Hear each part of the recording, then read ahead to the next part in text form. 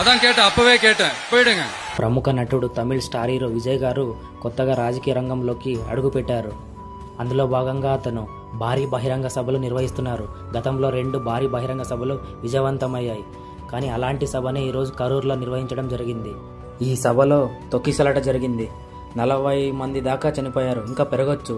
ప్రధాన కారణం వేల మందికి సరిపడే ప్లేస్లో లక్షల మంది వచ్చారు విజయ్ ఫ్యాన్స్. అదే ప్రధాన కారణం. అలాగే విజయ్ గారు ఆలస్యంగా రావడం కూడా అందుకు కారణమని అక్కడ ఉన్న వాళ్ళు చెప్తున్నారు. ఈ తొక్కిసలాటలో చనిపోయిన వాళ్లలో ఎక్కువగా పిల్లలు, మహిళలే ఎక్కువగా ఉన్నారు. ఇప్పుడిప్పుడే ఆయన రాజకీయ రంగంలో ఎదుగుతున్నారు. ఇలాంటి టైంలో ఈ సంఘటన జరగడం చాలా బాధాకరం. విజయ్ గారికి ఆయన పార్టీ టీవీకే పార్టీకి పెద్ద ఎదురుదెబ్బే ఇది. గవర్నమెంట్ అతనిని పరిగణలోకి తీసుకుని అరెస్ట్ కూడా చేయవచ్చు. ఈ టైంలో అతను చాలా ధైర్యంగా ఉండాలి. ఇలాంటి సభలకు పిల్లలను తీసుకెళ్ళకండి, అవాయిడ్ చేయండి. ఏది ఏమైనా పిల్లలు చనిపోవడం చాలా బాధాకరంగా ఉంది.